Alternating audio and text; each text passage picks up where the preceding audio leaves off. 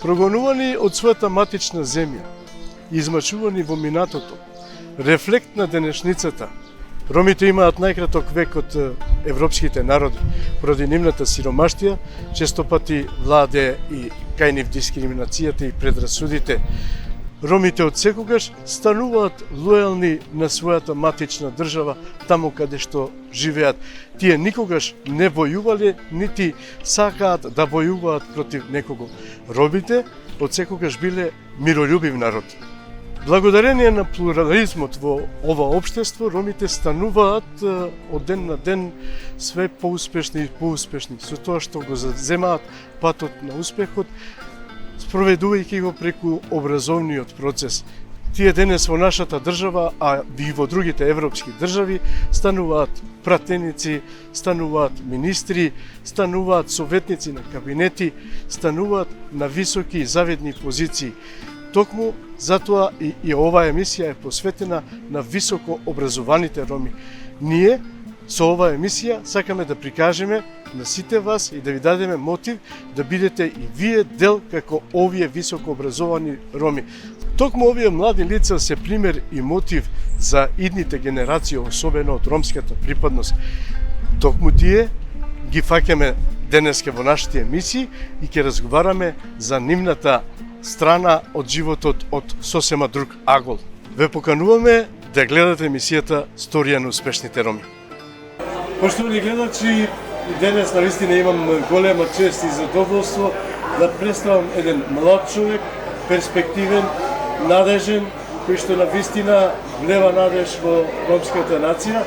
Се работи за еден дипломиран правник пред се, потоа магистер по Европска унија и Европска институција и на крајот адвокат со своја адвокатска канцеларија Ром. Срđan Амет. Срđan, јас нема да си дозволам да те персирам, затоа што долго време се знаеме, па по некоја случајност си ми изет. Ете, на почетокот, добро дојде и како се чувствуваш? Фала на поканата, добро ве најдов, одлично се чувствувам и благодарам на убавата најава. Благодарам на вашето присуство. Се надевам дека денешниот разговор ќе ни протече убаво, релаксирано, а пред се ќе ги задоволим и нашите гледачи со вашите одговори. Господине Срđan, најнапред ајде да видиме, да се подсетиме на она од каде доаѓате, од какво семејство потекнувате, дали имате брака и сестри, малку околу вашето детство да ги кажете. Јас доаѓам од Скопје, роден во Скопје, моите родители родени се во Скопје, пораснав во Чаир, во една мултиетничка средина каде што живеа македонци, роми, албанци, турци, босанци. Растен во еден мултикултурализам уште од мали години, но веќе од средно поголемиот дел од своето време го имам поминато во општина Шуторизари, каде што имав свое друштво, мои роднини, така натаму. У суштина, јас немам брат и сестра, единец сум на моите родители, но во суштина растев во два паралелни света. Едниот свет ми беше Чаир и она обкружување кое што го носи Чаир со себе, и вториот свет во кој што растев и се развивав беше Шуторизари, моите ромски културолошки вредности кои што си ги гаја во таа средина. Така да, еден интересен спој на вредности кои што денеска ме сочине она што сум. Ете, ајде да се задржиме пак повторно на вашето детство. Се сеќавате ли на некои моменти од тоа ваше детство, поврзано со вашите најблиски, особено моменти врзани со вашите родители? Како, па сега, детството, видете, ја имав многу убаво детство во суштина, исполнето со се и се што. Секогаш го имав тоа што го сакам, можда поради тоа што сум единец, па родителите ми дозволува, но секогаш се изборував за тоа што го сакав. Имав и интересни моменти се кога, не знам, кога се постеше, кога беше рамазански постови, сите во зградата постевме, имаше рамазански сите посте и сите идеа на Бајрам, кога беше Великден, сите ние дома вапцавме јајца заради тоа и сите имавме јајца дома, се кршевме. Тие се некои вака интересни, конкретни моменти, не ми текнуваат, некои случки конкретни, но така поголеми слики кои што ден денеска ме носат во животот. Школото, еве, например, основното училиште го заврши во Васил Главинов, тоа е училиште кое што се наоѓа во Топанско поле, во Чар, исто така во тоа време мултиетничко комплетно школо со сите народи и националности. Малку подолу. Да. Ви фали ли децата?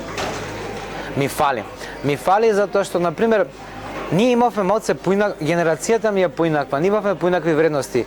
Да те пратеше Джелјо или Филип додека играат сервис или мал фудбал, до 7 спрат да наполниш води да им донесеш, ти беше главна фаца во мало, затоа што те пратил некој постар тоа да го направиш.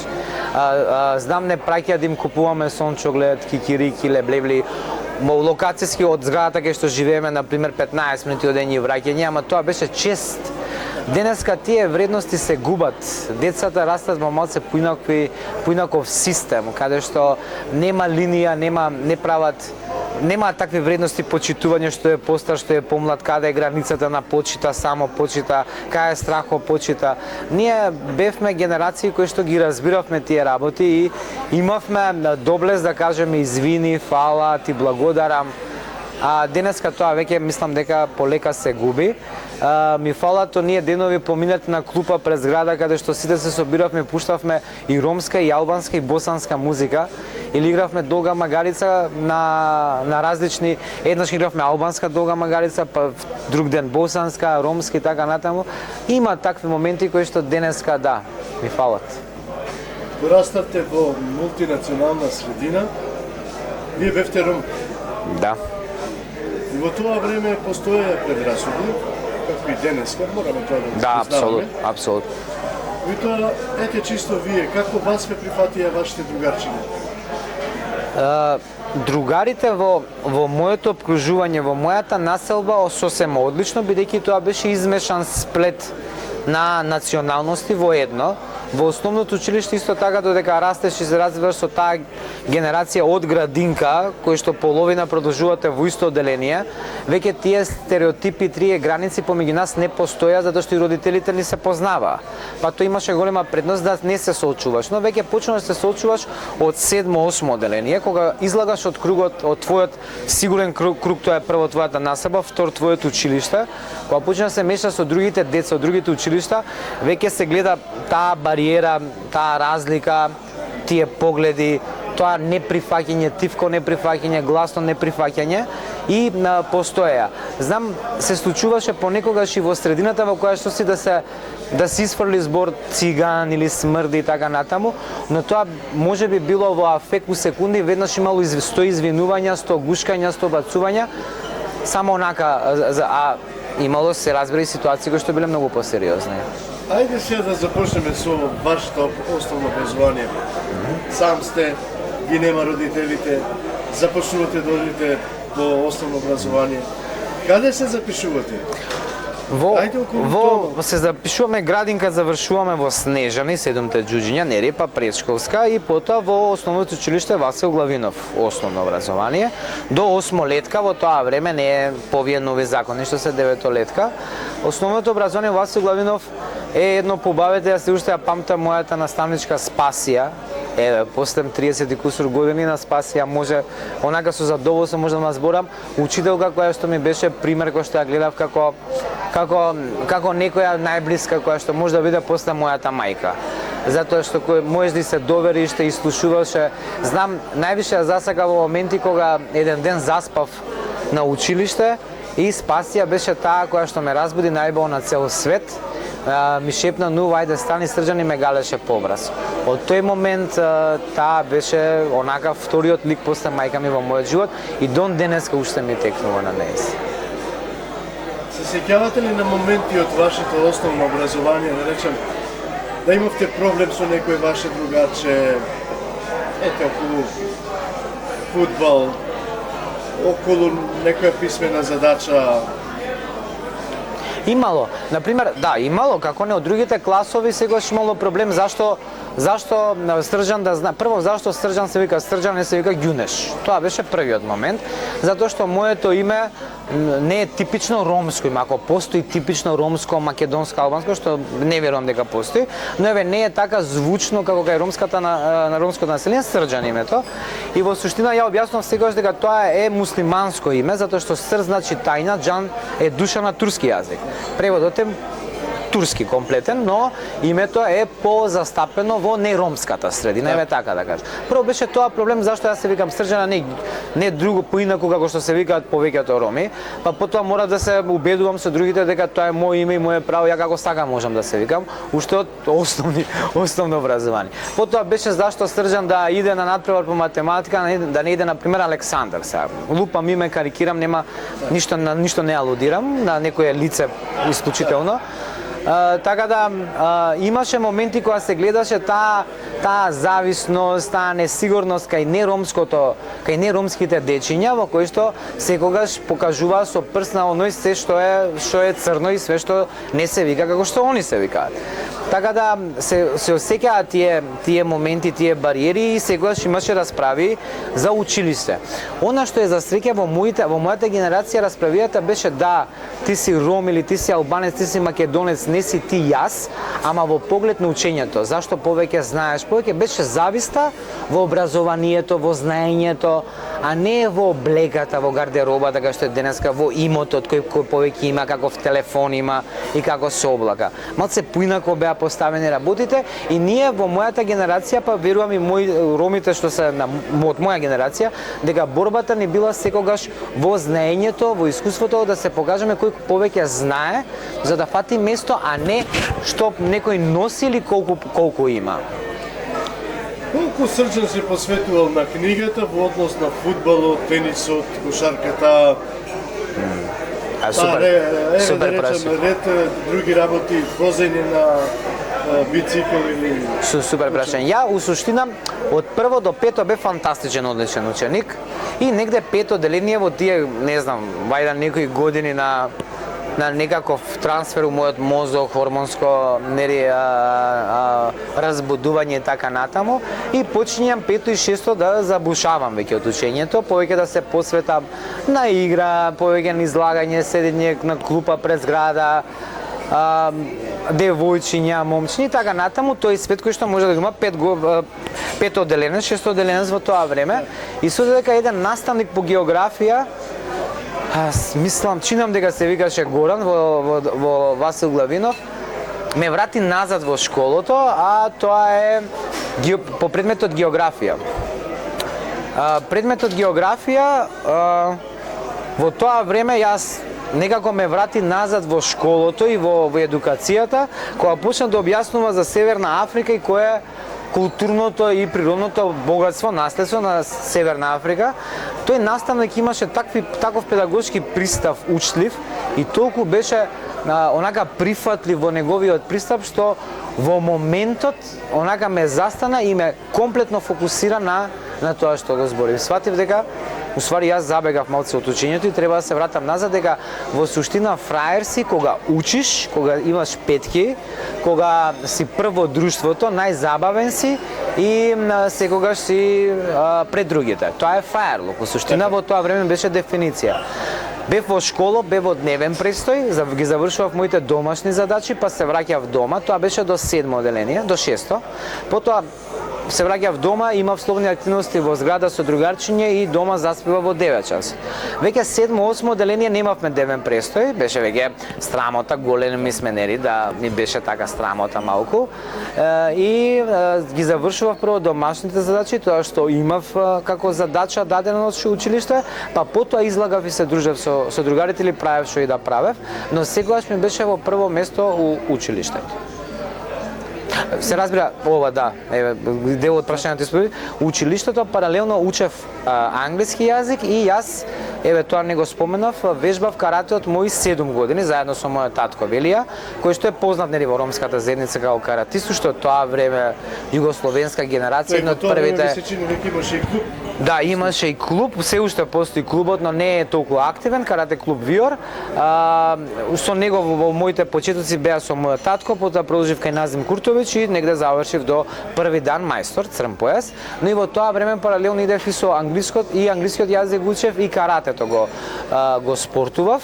Она сериозно со сите параметри кои што може да се вежба еден спорт и учев, бев одличен ученик. Се наметнува прашањето, тогаш во тоа време бевте каратист, имавте црн дан, бевте одличен ученик. Се лепеа ли женските? Многу. Да. Не, видете, во генерација ние сме во суштина, знаете како, мислам дека овие генерации, секој во својата генерација има своји успеси во животот. Сега, ние ромите сме малце по интересна комбинација кај неромското население, затоа што си црн, затоа што си паметен, затоа што си успешен, а не си нивен. Уште попривлечен си. Така да, но секој во својата генерација си имаше своји падови и успеси. Во тоа време секогаш било приоритет учењето, девојките, излагањето, но повторно учењето било првото и последното. Некој идол во твое време, да речем? Да, овој ми е идол, да речем, дали е каратиста, спортиста, не знам, некој добар мислител. Не, немав идол. Немав идол затоа што уште во тоа време мајка ми кажуваше дека ако имаш некој во главата како идол, тогаш ти ќе бидеш некаква копија нечија, ти нема бидеш твој. И јас тоа си го врзав од рани години во главата. Секогаш пример во мојот живот беа моите родители. Тие ме пораснаа, тие ме израснаа, тие ме школува и тие ме доведоа до овој степен кој што сум. И ми беа како пример во животот, што е она што го правил татко ми и мајка ми, но никогаш не сум се копи-пестирал себе си како некого. Секогаш сум бил уникатен и оригинален во тоа што го правам. Кој повеќе помагаше нели во однос на образованието, додека учеше на домашните задачи, мама или тато? Подеднакво. Татко ми го имаше оној строгиот пристап за математика, физика и хемија што не ги сакам воопшто, затоа и право завршив, а средно физкултурно, зашто нема математика и такви работи, тие науки, а мајка ми беше со ние по условно кажано софт предмети како македонски, англиски, литература и така натаму, но паралелно контролата беше од двата родители. Биваше ли да влијаат твоите родители во успехот за тоа денес? Апсолутно. Првото е домашното воспитување што го стекнуваат децата, тоа е првиот круг кој што ти го добиваш како некаков залог за понатаму во животот. Второто е социјалната средина, односно друштвото во кое што ти растеш и што примаш и што добиваш, што зимаш, што оставаш. Третото е школото. Кругот е прво е домот, односно родителите. Премногу влијае. Предпоставувам, бевте активни по училишните секции, затоа што во тоа време имаше, не знам сега како стојат работите со останати училишта, тоа имаше сигурно, јас памтам од мое време. Имаш. Да, и се уште, предпоставам дека се уште има. Ја бев во секцијата за биологија, обожав. Географија поради тој наставник беше фантастичен. Географска секција, биолошка секција беше смешна еден период, бев и у хор. Знаете, ние ромите сме мултитаскинг, од све за све си имаме, имаме тач, дарба за кој што може да правиме. И пеев први глас. И едно време почнав да свирам мандолина, викам ајде да не ја претерам. 2 секции други. Така да бев во имавме ракометен клуб школски и тоа сум играл. Така да, бев до знаете како во мојот може да е генерацијски не знам. Ама во мое време фраер беше ти да бидеш од се што е дел од училиштето. Тоа те правеше тебе фраер во друштвото. Не е она што го правиш во улицата. Предпоставувам, завршуваш со одличен успех. Да. Се одлучуваш за средно образование. Дали тука влијае одлуката на вашиот татко и мајка? И каде воопшто се запишувате во средно образование? Имавме неколку опции. Татко ми од секогаш он имаше желба јас да завршам во некои полициски воени структури, затоа што тој е човек од генерација во кој што авторитетот и мокта беше секогаш во значката и во оружјето. И јас тоа нели го разбирав, но никогаш не размислував да можда викам некад ќе завршам во тие насоки, ама не мора тоа образованието да ми биде основата. Така да морам да признам, ја избегнував ситуацијата со математика, физија и хемија, од тие природни науки, затоа што да, јас бев одличен, но не ги сакав. Тоа беше со сила буткање во тие науки и рековме дека треба да имам повеќе опции, каде што овие природни науки нема да бидат токав дел од моето образование. Се запишав во средно физкултурно во тоа време, а денеска е спортска гимназија, Методија Митевски Брицо.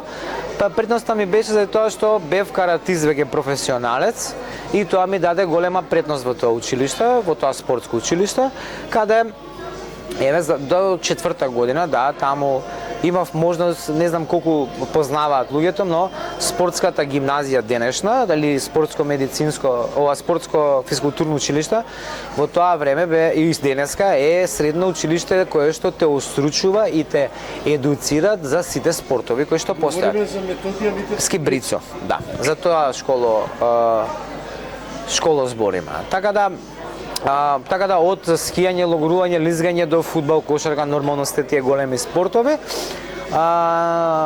Интересно училиште, скапо во тоа време, дисам и денеска е скапо, бидејќи сите спортови имаат своја опрема, нели која што мора да ја купиш.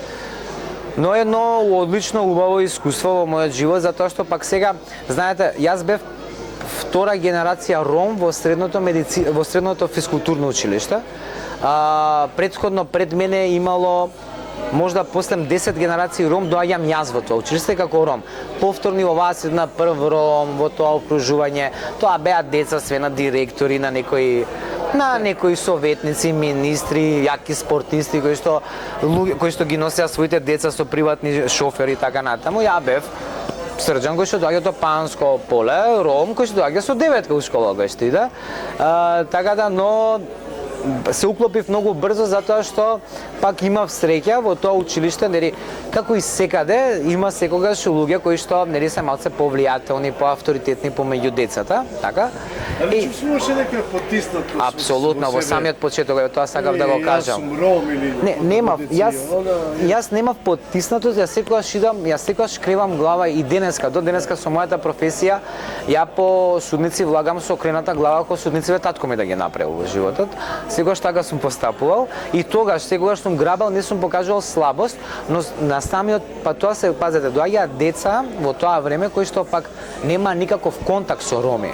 Нема никаков контакт, не се дружија, не ги познаваат и они имаат само стереотипи за ромите кои што ги слушале од своите родители или од своите баба и дедовци, од своите другари дека крадат, спијат на таван, имаат вошки, сме прљави, смрдиме и така натаму. И они сега добиваат, не јас, него прво мојот клас, потоа во втора веќе година почнавме да се отвориме, да се збориме.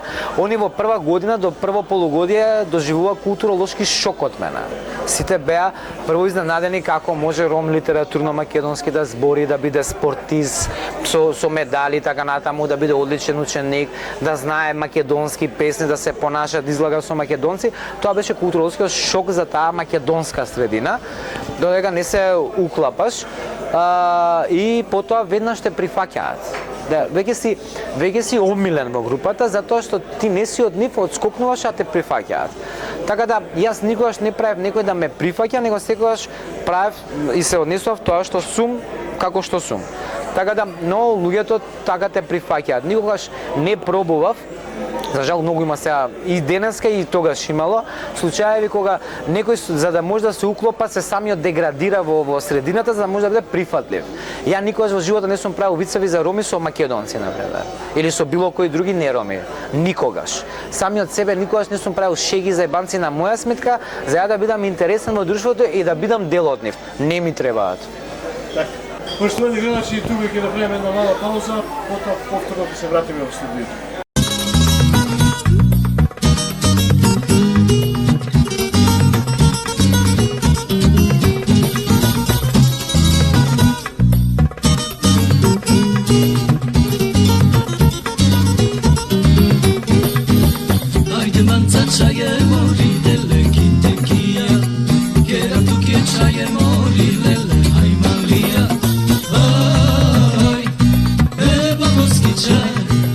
Coca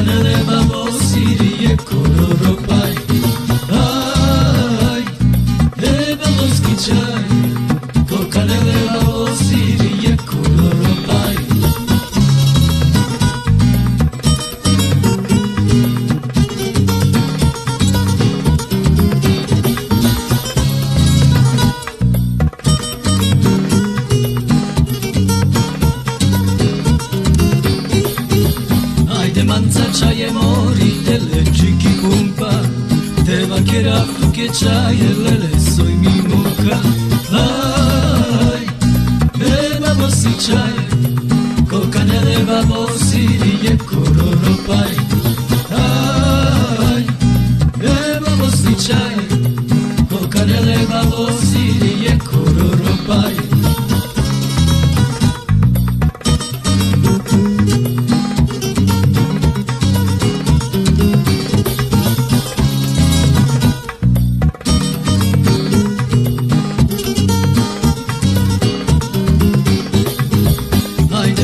Chaye mori lele conchendako, eva kera tu que chaye lele momerako.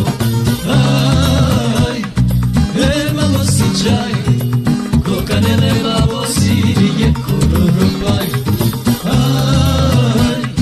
Ay, vamos si chaye, cocanele vamos y ye kororo pai.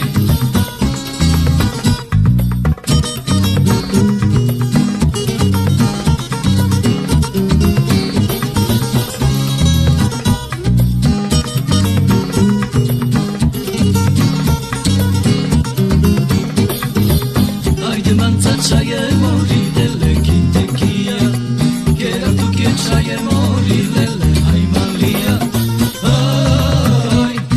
Ay, vamos que chaye, con canele vamos y ye kororo pai. Ay, vamos que chaye, con canele vamos y ye kororo pai. Ay, vamos que chaye, con canele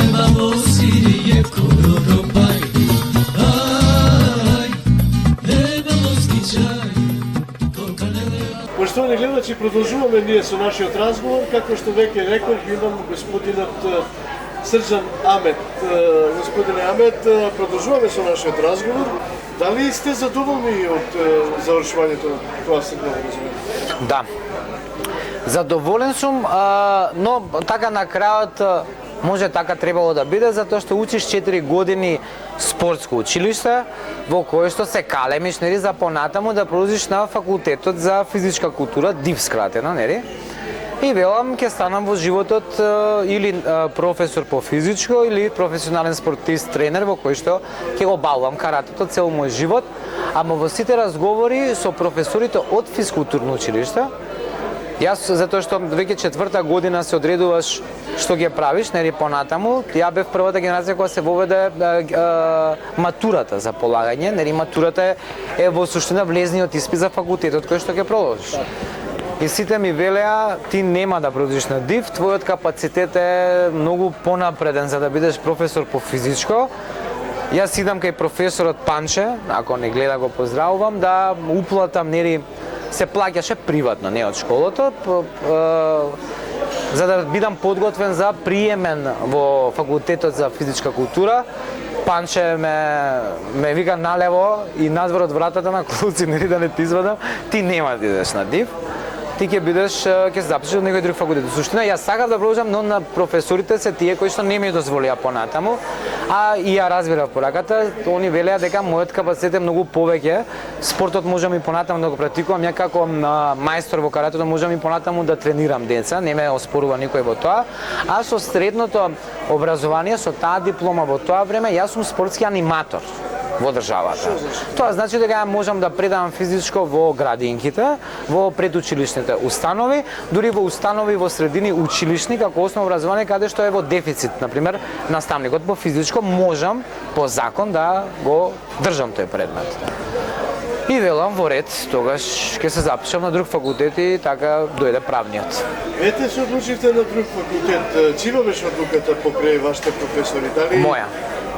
Вашите родители тука апсолутно? Не, да, они веќе тука рекоа ти одлучуваш што сакаш понатаму во животот и јас сватив дека велам да го пратам да го пратам татко ми во неговата глава да бидам нешто што е во полиција, во тие служби, затоа што видете, ако секое трето дете ром да го прашате што сака да биде, он ќе ви каже сакам полицаец да бидам.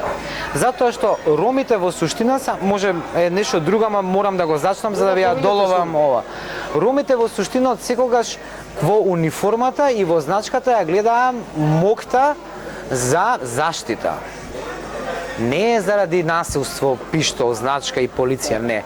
Него заштитата. Во нив беше мокта. Ако си полицаец, никој ништо не ти може. Ке си го заштитам семејството, фамилијата, своите блиски, нема бидам дискриминиран затоа што имам мокта, ја имам униформата, се ќе си завршам затоа што можам тоа да го направам, сум службено лице и затоа и така се растени со таа структура во главата децата роми. Дури во мојата генерација. Значи беше ти полицаец е нешто многу значено во тој Мислите свет. дека е тоа вродено во генот на Па ромите? не е вродено во генот, ама е така калемено. Беше мирно полицајцо, Да. Диксока Керол, Калјоламен ка Кероламен и тоа е веќе информација во главата дека полицајцот е битна работа и он може да прави што сака. Ја вер о Калјардо и Силе Моковка на Ќоловтано полицајцо, са одела Марелафија сите тие ние дискусии, информации кои што ги даваме стронгови се викаат во психологијата на децата, они си наоѓаат место во својата глава и понатаму како растеш така се оформува мислење. И тука ја викам тоа в Калјардо, што би рекле ние, викам нема да завршам никаква работа. Од секогаш сум се борел за да докажам што сум, како сум, што правам, дека сум попаметен. И јас уште тогаш сфатив дека ако нешто правам во животот, освен тоа што ќе правам пари, фамилија, семејство и ќе бидам успешен, сакам да оставам печат во заедницата и да направам нешто. Мајка ми и татко му што од 90-те години нешто правеле, може тоа имало влијание со невладни организации, правеле промени, помагале на местно население, помагале на бегалци и тоа е се една средина ја како мал и како основно и средно го гледам и ти индиректно го добиваш во главата што треба да правиш. Ја викам, ама јас ако правам такво нешто, нема да заглавам само невладен сектор, да можеби ќе го правам тоа, ама ќе биде многу по-професионално и велам ќе бидам правник, ама не правник, ќе бидам адвокат. Што правник како правник ништо не значи во животот, само си правно писмено лице, кое што може да си помогне себе си на другите, ама клучна правна помош е тој кој што ја дава е адвокатот. Тоа си го заклучивте уште во почетокот? Апсолутно, на 18 години. И се запишувате на правен факултет, Да. таму влегувате во средина каде што има нови професори, нова средина, се разбира се нови колеги од цела Македонија, Да. колеги што апсолутно не ги познавате. Да. Како ве перцепираат тие на почетокот? За разлика од средно, многу поприфатливо затоа што пазете тоа се пред се луѓе кои што не доаѓаат од физкултурно, него доаѓаат од средни правни училишта или од гимназии и веќе измешани деца, поготово кои што учеле право во 4 години, знаат што значи човекови права, дискриминација и така натаму, но секогаш пак сигурно и вие знаете, кога доаѓате во неромска средина, како единка, секогаш сте прифатени со резерва, затоа што стереотипот е прв кој што излага на виделина. Учествувавте ли вие? Апсолутно. И од професори, и од студенти, ама не отворено како во средно, например. Не е толку отворено. Многу осеќаш тоа во дискусијата, во пристапот, во прашањата, се поставуваат прашања како да си, например, во средно образование, не на ниво на 18-19 годишен. Тоа е за да не те навреди, а да те опипа докаде е твојот интелект во кој што ти можеш да одговориш. Така да, од средината како колеги бев фантастично прифатен. Денеска со некои познати адвокати, да не ги споменувам, сме иста генерација и колеги кои што живееме денеска многу убаво. Од професорите бев чудно прифатен. Чудно можеби, знаете, не постои зборот позитивна дискриминација. Тоа е многу лошо како адвокат, не можам да го прифатам во ни подразно, но таа сензитивност кон мојата етничка заедница беше многу присутна во моите разговори, во мојот пристап со професори, па дури со постари колеги, затоа што секогаш кај нас во државата, не само и во овие кругови, прво те гледаат како изгледаш по тоа што ќе кажеш, што е сосема погрешно, тоа е балканскиот синдром. Во странство што ќе кажеш битно не како изгледаш и тука јас секогаш, ние ромите секогаш се изборуваме прво со видливоста, визуелноста да биде, затоа и целата борба. Во нашата држава постои дискриминација. Постои отворена, затворена, скриена, институционална, културолошка, политичка, едукативна, од секаква пора во општеството постои дискриминација. Отворената е таа која што отворено се говори за, например, за ромите во негативен контекст. Е тогаш, каде е проблемот, едно е да зборуваш и да имаш своje мислење за нешто да кажуваш и тоа е све во вред додека не почнеш да го прекршуваш туѓото право. Тоест нашето право, кога некој зборува за ромите. ефектот на дискриминацијата биде толку отворена и лоша кога таа дискриминација, тој лош говор за некого, стереотипот кога ќе го проткаеш дополнително со лоши примери, веќе почињаш да дискриминираш кога го живееш стереотипот. Кога почнува под дискриминацијата таа да се шири во некаков говор на омраза кон одредена група, тогаш веќе влагаш во сериозна отворена дискриминација која што може да биде го има штетни последици по цела една нација. Доколку говорот на омраза се проткае во пропаганда и машинерија дека таа заедница смрди, краде, не е чиста, и тогаш кога ќе почне систематски да се елиминира или да се убива, тогаш е дел од еден концепт кој што се вика расизам. Ние го немаме се уште тоа. Го имаше тоа во минато, затоа реков елементите. Говорот на омраза, проткајувањето, стереотипи, отворена, и потоа кога веќе почиња тоа е hate crime, криминалот на омраза, кога почина систематски да се спроведува, е во една форма на расизам. Но ние сме на одличен пат ако полека не се затворат тие кругови на отворени дискриминации, да говорот на омраза е веќе се на поголемо и поголемо ниво. Ние мислиме дека, знаете како, кога една заедница, ве сега ние имаме емисии и разговараме во една држава демократска во која што имаме право да го збориме. Може да се збориме нашиот мајчин јазик, може да збориме на било кој јазик кој што ние милуваме сега да говориме. И сега во оваа ситуација кога сите права ти се дадени на хартија, ти полека пола почнуваш да ги уживаш, тоа што се случува кога говор на омраза не го осеќаш премногу, затоа што ја имам право да го правам ова, но исто така имаш право и да не бидеш асимилиран и дискриминиран од другите.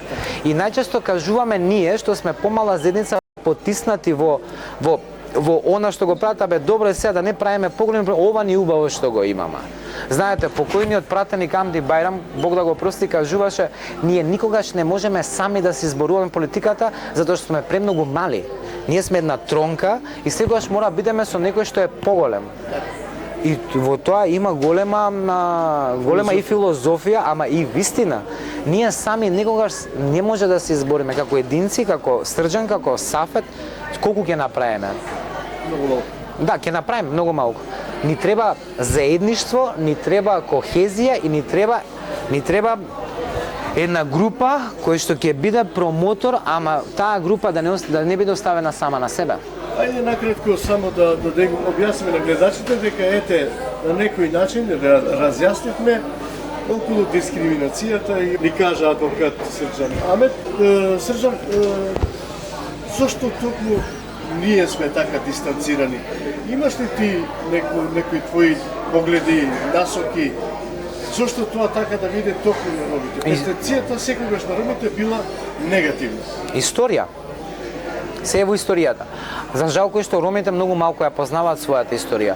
Уште од времето, јас ви зборам уште од 7-8 век, од владетели, од кралеви, кралевства, ромите биле од времето на Индија па навака, од времето на Александар единствениот у суштина Александар Македонски кој што ги вреднувал ромите и ги правил своји најдобри, му биле најдобри мајстори кои што правеле мечеви, кои што правеле штители, е единствениот во историјата лик кој што ги почитувал на ниво на мајсторлук, а не на порслаклук и на циган.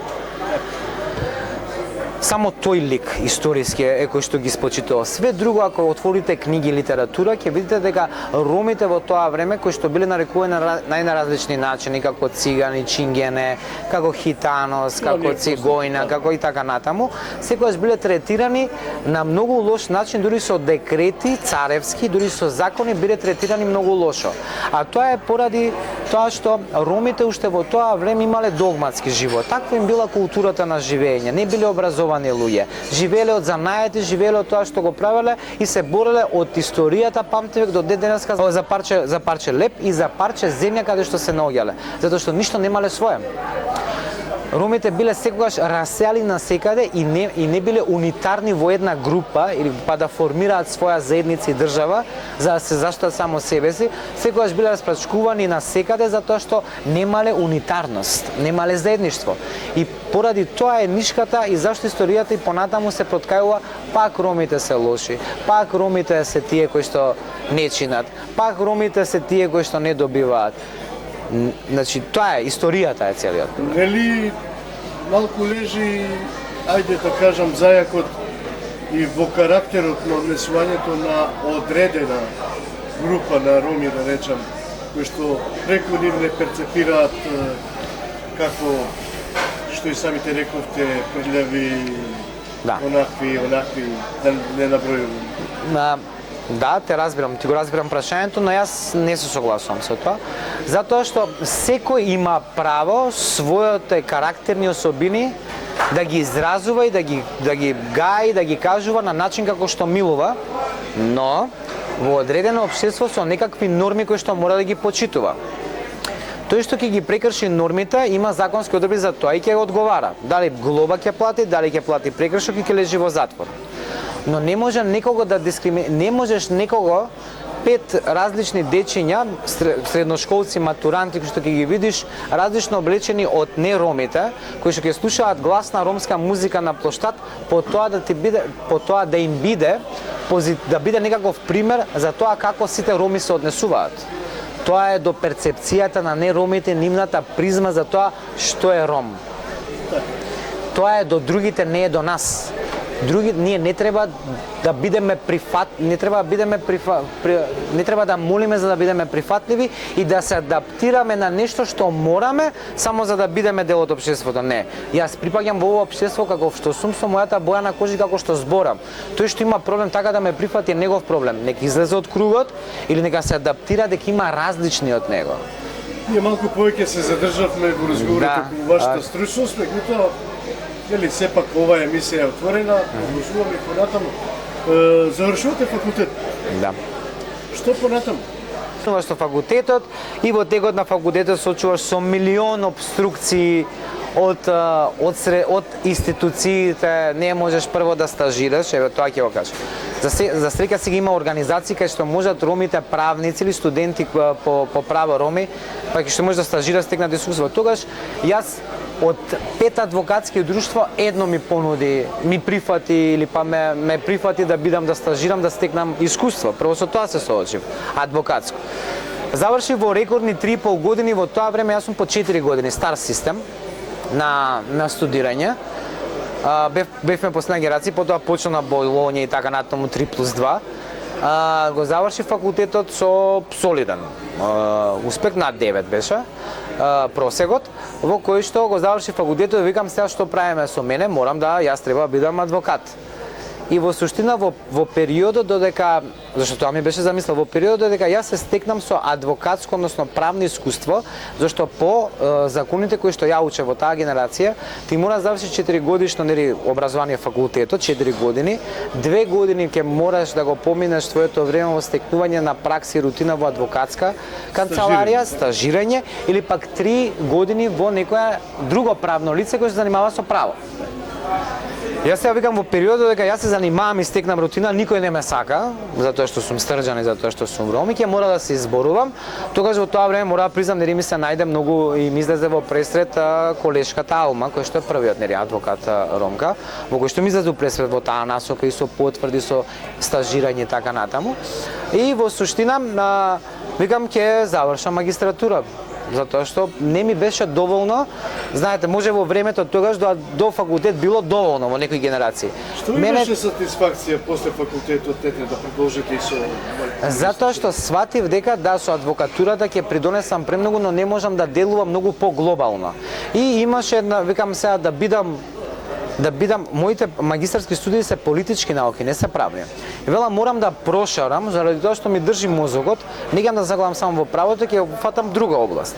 И се погоди во тој момент преку Erasmus Plus програма на правниот факултет да се запишуваат и да има циклус на студии за магистарски во Македонија и во Брисел за Европска унија и европски институции. Тоа сте и магистар. И велам одлично. Еве уште една врата отварање со правото, пристапот и да ја донесам поблиску како и европски институции, така и Европа до ромското население. Видете, целата моја замисла не се, видете, ја ромски борец во суштина по дефиниција не сум, но многу се грижам и многу се секирам и сакам многу да направам за ромската заедница, зашто сметам дека можам, имам капацитет. Понекогаш ми е потребна поддршка и помош, понекогаш можам сам тоа да го направам, ама сакам тоа да го правам, тоа е побитно, тоа колку можам дека сакам. Затоа и магистарски. Се чувствувате ли како должност исто? Па, речем сепак. не. Реално да ви кажам не, но чувствувам одговорност према себе си и заедницата, бидејќи ако веќе сум капацитетен, а јас се сметам за капацитетен. Ако имам образование високо, ако имам искуство и можам да направам, ако можам да творам и да донесам на пример проекти за неромски организации од 2 милиони евра, зашто тоа да не го направам за ромска организација на пример? Ако јас можам да помогнам денеска да извадам 20 луѓе од притвор кои што не се роми, зашто не помогнам за роми кои што се веќе во притвор? И сега велам, јас сум тоа, јас сум припадник на таа заедница. Не се сеќам дужен, се сеќам одговорен спрема својата заедница затоа што сметам дека можам тоа да го направам. Никој не ми помогнал да го стекнам моето високо образование, ниту стипендии, ниту индивидуални донатори, ниту политичка партија. Татко ми, мајка ми помогна. Не должам на никого за да морам да вратам. Сакам да помогнам. Ете, ги спомнавте пред малку притворениците, спомнавте дека имате нели вашата работа, впрочем и тоа во моментот. Малку чудно, но предпоставам дека ги заинтересира нашите гледачи прашање. Дали како адвокат до сега ги имате застапено ромите, да речем, нели затворите? Како ве гледат тие како ром адвокат? Ова е многу убаво прашање. На почетокот многу ми е полесно затоа што со мене може да разговараат како сакаат. Прво затоа што сме роми. И нема потреба да припазува на зборот, како ќе го каже, да не биде сватен погрешно и така натаму. Прво ја ги опуштам и јас се семињам на зашто јас сум пораснат во Шудори заради. Значи јас расте во Топанско, но као што кажа од 15-16 и друштвото ми беше и во Шутка. Така да јас можам да разговарам и со човек кој што работи и на улица, кој што продава на тезга, кој што работи во институција и некој кој што е во затвор. Немам никаков проблем.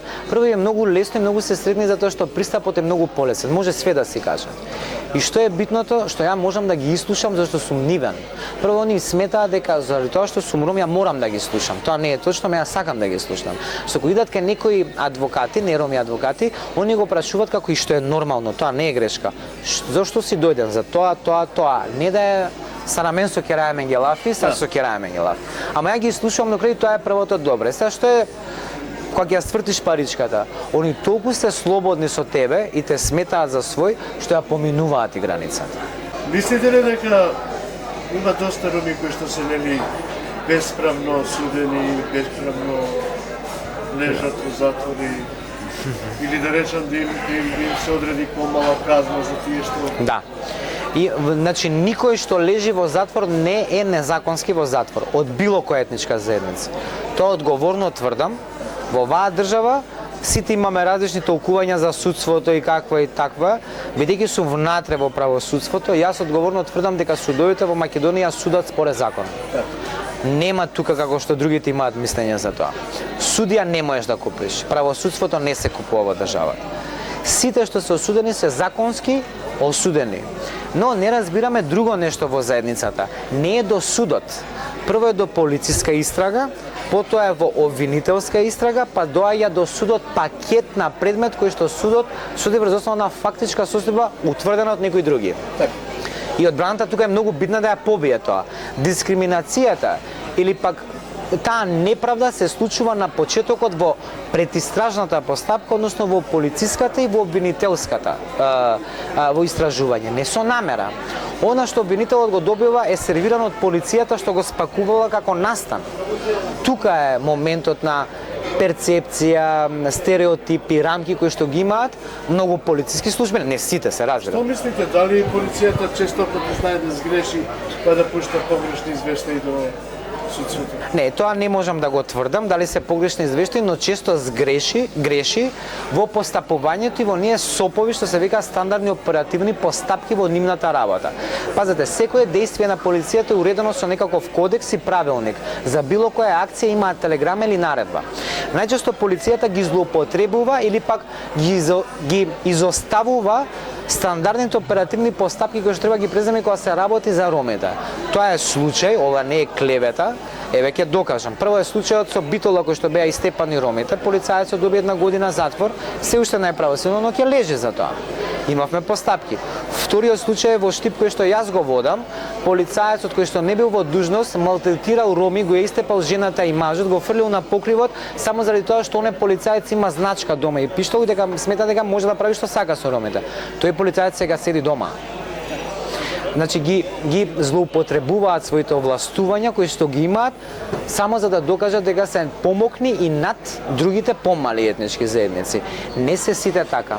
Зборам за поединци и за поедини групи кои што фрлаат целосна сенка на Министерството за внатрешни работи, што е сосема некоректно и недобро.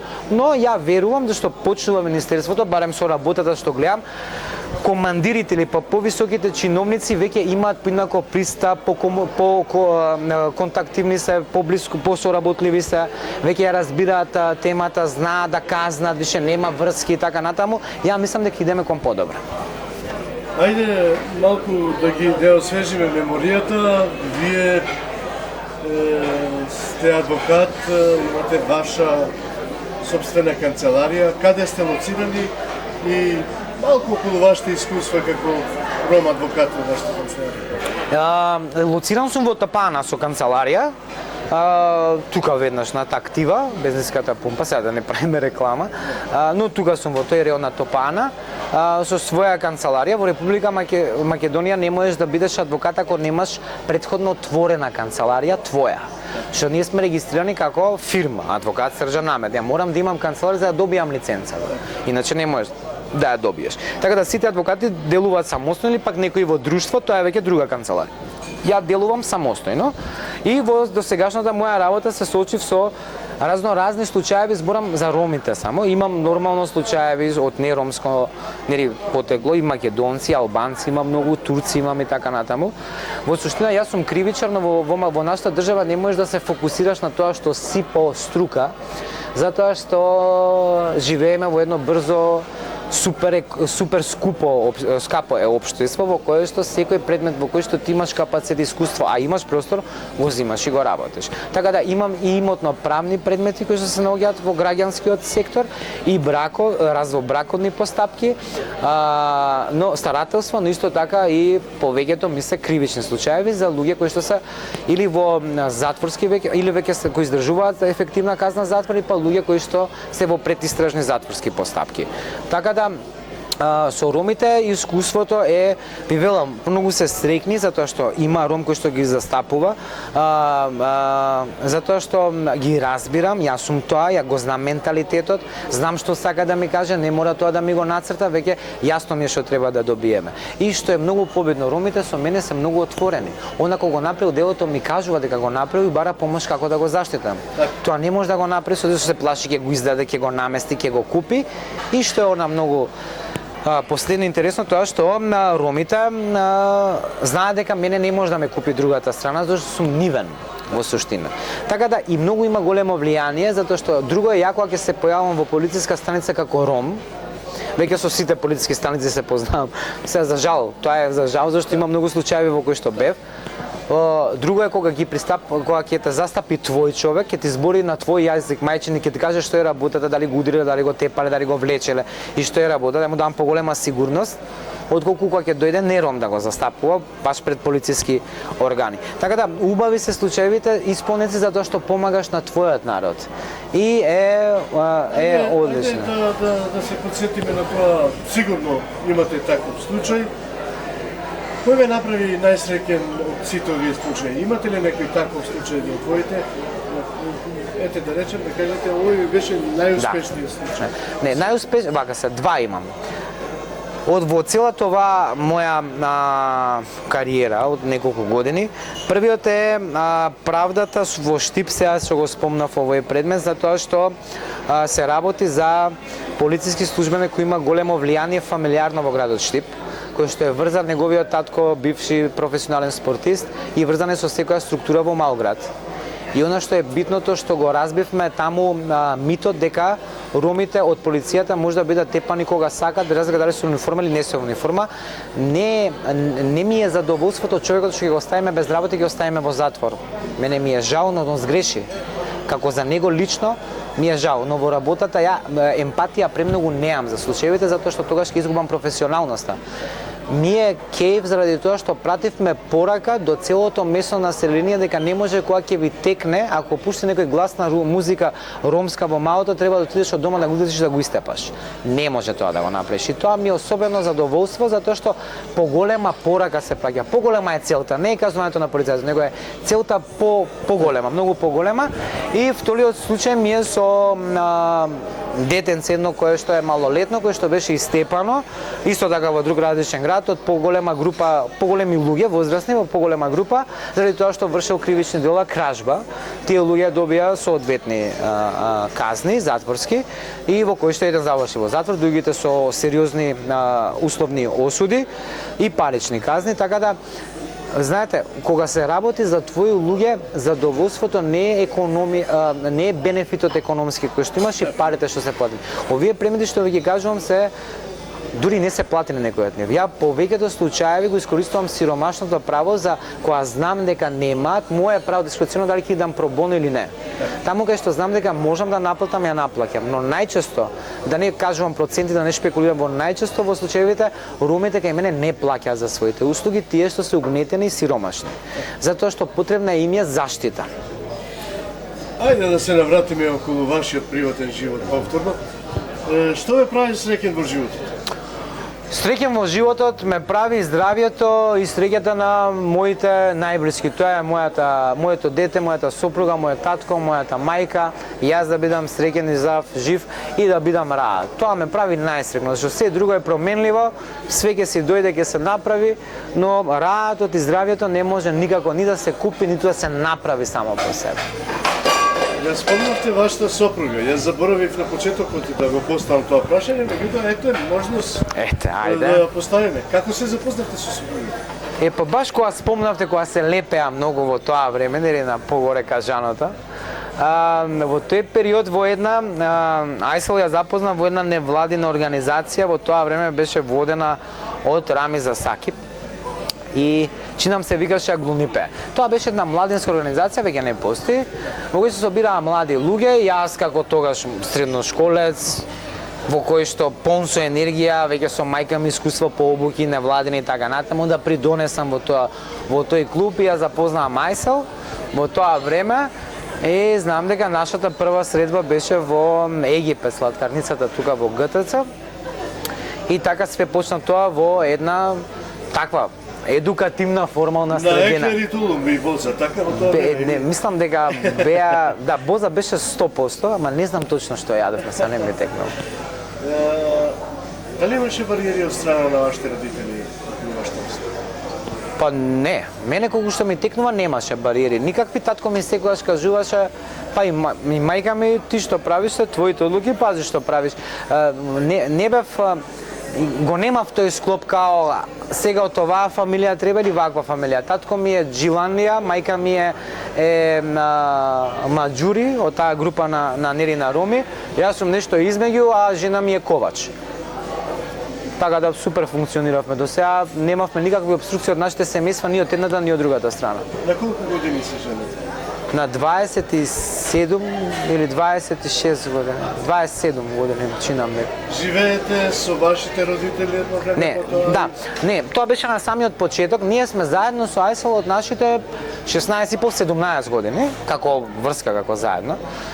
Така да од тогаш негде се склучивме во брак или почнавме заедно живееме на 27 години. Многу кратко, тоа беше некои, не знам, 5-6 месеца во моментот додека направиме план што правиме понатака во животот. Прво што беше како одлука да ние не живееме во заедница, тоа беше на татко ми во кој што рече вие сте возрастни луѓе, треба да си го најдете крајот. Тука сме еве ние, од нејзината страна сигурно и нејзините ќе направи се, формира се како семејство и терете понатаму, тука сме ние.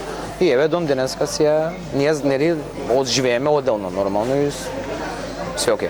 Кога би ве видел човек на улица, изгледате многу скромен, многу едноставен, како и вие, така и вашата сопруга.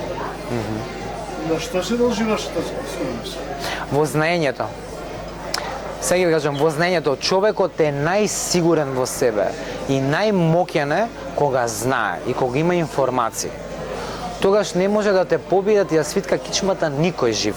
Кој сака нека биде, од која позиција во животот општествена нека биде, ако ти знаеш и спремен си да можеш да дадеш одговор на било кого во било кое време, од тебе нема појак. Не е битна твојата појава да биде експлозивна и да биде блинк-блинк или не знам што, да имам.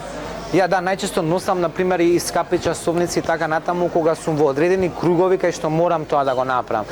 Тоа е не заради за да се продадам себе си, него за да го испочитувам судот, да испочитувам странката, затоа што сепак е тоа институција сериозна, барем во моите очи, да.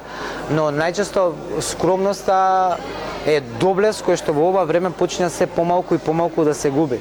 Ја вака наведум да скромен сум и кога се однесувам, но кога зборам, не сум премногу скромен, затоа што знам, затоа што многу знам од другата страна, поготоа ако е неромски, сакам да докажам, не ја колку знам, него ќе кажат утре Срđan, оној ромот, адвокатот што е, седевме затоа што тебе денеска во оваа држава не си по име зборев со Срđan адвокат. Зборев со Срđan ромот адвокат. Мора да ти ја закачи етикетата етничка што си. Ви пречи ли тоа? Не ми пречи затоа што не ми пречи ако каже ром. Ми пречи ако каже циган, тоа ми е поготоа антициганизмот ми е тема која што ја веќе уназад 4-5 години пробувам да ја пробијам во ова македонско општество. Тоа е стигма. Да, па и не ми прави стигма, ме иритира и ме вади, не ме стигматизира, но ме иритира и ме вади надвор од мојата комфортна зона и почињам потоа не да бидам ја лош, зло со зло не се враќа.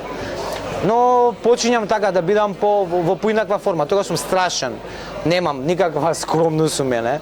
Значи егоцентризмот ми пука највише до плафон и тогаш ги газам се со аргументи, со факти и со податоци другите. Што ќе кажете за браните ромски братја? Лична одлука е. Видете да ви кажам, нашите родители не беа супер едуцирани, високо едуцирани, па стекнали, направиле многу од животот, па видете јас на кој ниво сум. Ова е заслуга пред се на моите родители.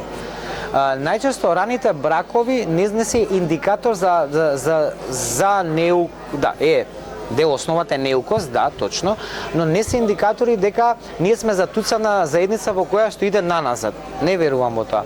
Мислам дека индивидуална одлука се доколку брачниот пар ја донесе таа одлука. А доколку влијае постарата генерација во тоа себејство како баба, дедо, мајка и татко, тогаш е проблем. Тоа е више културолошка нишка која што ние не може никако да ја одлепиме од нас. Рани бракови во оваа суштина јас ги подразбирам од ние што се на 18-19 години, све што е полнолетство. Рани бракови малолетнички воопшто не ги прифаќам и тоа за мене е кривично дело како адвокат, а како ром неприфатливо ми е во мојата глава. Така да јас верувам дека младите кои што влагаат во брак многу рано, тоа го прават од своји лични побуди и своја лична одлука, не влијаат постарите во тоа. Стигнуваме до оние скокотливи прашања, јас така ги нарекувам. Може. Дали дома знаете понекогаш да ја помогнете на жената во домашната? Види, јас сакам, многу сакам, имам голема желба, ама јас што и да фатам да помогнам, најчесто е одмагање. Една работа ќе завршам, 3 други има да се растурат. Така да во суштина пробувам да бидам доста ефективен во тоа што ќе решам да придонесам и помагам, ама најчесто сум спречен за тоа што повеќе одмагам отколку што помагам. А многу сакам. Добро, ако на пример, садови миете, ќе скршите некоја чаша, одмогнам. Или сервис. Или сервис, не, да. Тоа не, али знам да готвам, многу сакам да готвам, многу сакам да направам нешто интересно. И најчесто кога почнем да правам нешто интересно, и ете ти ај се опустам 5 минути да се умеша во тоа дека не треба вака, не треба вака и најчесто се разочарувам и се откажувам. Или па правам сам, па потоа ама вака други работи како што се во домот внатре, најчесто стварно пробувам, ама некако не сум премногу фокусиран и не знам како да ги направам. Имам голема желба за тоа. А нели ви се случи некогаш да ви се најави гостин? Да. Имате садови таму во садоперот, од другата страна имате... Ја ставаме машина за садови завршена за 15 минути. Така? Тоа знам да го направам. Долу си сива, што знаеш? Знам. И тоа го знаеш добро. Не знам да пеглам, да мијам, да перам, тоа не. И тука треба веќе полека да се усовршиме некој може, затоа што Па види се во свет е овој свет технолошки сега со све што постои, све роботика, мислам дека ќе се снајдеме и ќе најдеме начин како да се покријат овие дупки. секако. Срđan, која куња највише ја сакаш? Македонската. Иако белгиската почиња многу да ме се свиѓа тие мешани вкусови, затоа што белгиската е комбинација на арапскиот ориенталниот свет и она што го носи француската кујна. И тој спој ми е некако фантастичен.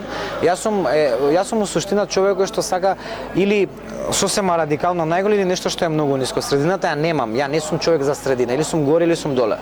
Така да македонската ми е фантастична затоа што таа е наша кујна, кога зборам македонска, зборам за турска, ромска, босанска, македонска. Не зборам национална. Зборам за македонски концепт на кујна кој што ги има сите вкусови од нашите народи измешани и сега во последниот момент белгиската. Еве од македонската прво да фатиме. Добро. Што е тоа што најмногу ви се допаѓа од детето? Граф на прво место, грашок, сарма од лозов лист, од зелка, зелник, турлитава, басантавас, мусака, пинџур обожавам. Да, така да.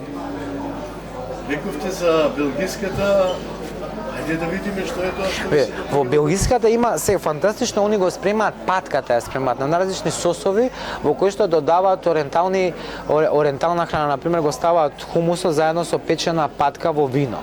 Тоа е фантастично. Потоа имате патка замотана во сеф и во мед со суво грозје и со сок од вишни. Значи миксот на таквите вкусови некако така имаат посебен вкус за мене кој што ме задоволува, да. Што би им препорачале на луѓе кои што доаѓаат во Скопје? Кој е место на Скопје да го посетат? Луѓе кои што доаѓаат во Скопје треба прво да ја посетат старата скопска чаршија, тој е дел од градот, тоа културолошко наследство кој што го носи со себе. Тука е Топана, тука е старата чаршија, тука е Калето, горе ресторанот ми Касанери спомнав. Понатаму треба да го погледнат стариот дел од Скопје, тоа е Маџур мало, тоа е Дебар мало, оној дел од паркот нагоре треба да ја посетат. Треба да го посетат Водно, треба да ја посетат Матка, треба да ја посетат Шуто Ризари како единствена општина во светот во кој што градоначалникот е ром, советот е комплетно ромски и службен јазик во таа општина, освен македонскиот и ромскиот јазик, и да ја запознат таа убава културолошка различност на таа разноликост и таа убавина во едно место кој што може да ја видат. Треба да ја видат Газибаба парк, шума, треба да го видат Чаир, треба да го видат центар и исто така треба да видат некои од некои другите делови од Скопје кои што носат со себе културолошка и историска нишка. Еве, сосема пред крај, што е прави горд во животот? Моето семејство, моите родители и успехот, прво мојот морам да кажам, но исто така и успехот на заедницата кога ќе се избориме нешто да добиеме. Кеф зато. Например, многу ми е кеф што во Штуризер има гинеколог после 20 години за жените. Многу ми е кеф што функционираат сега линиите автобуски за ромскиот народ. Многу ми е фер што почиња да се урбанизираат ромски делови не во Штуризер и во Топани, во други делови од Скопје. Кеф ми кога ќе видам полицајци роми, кеф ми кога ќе можам во суд да разговарам со тој што е во архива ромски со Чичко Северџан, кога можам да направам муабет ромски. Кеф ми е во било која институција кога ќе направам на свој мајчин јазик затоа што има човек кој што може да ме разбере. Тоа ме прави многу среќен. Срđan, вистина ми беше големо задоволство денес да ви видиш гостин во оваа емисија. Впрочем, оваа емисија ја посветувам на вас, високо образованите роми. Мојата гордост е најголема затоа што на вистина ме почестувате со вашето присуство. Се надевам дека нема да биде за прв пат.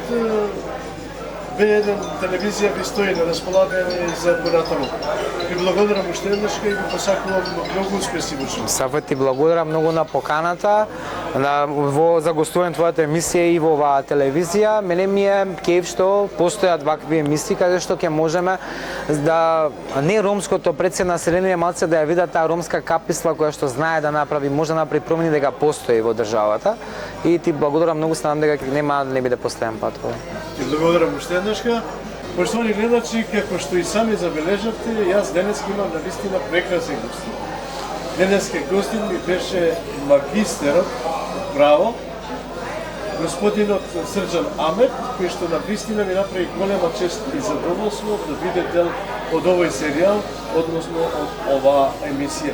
Ви благодарам на вашето внимание и ве поканувам повторно да се видиме на следната емисија.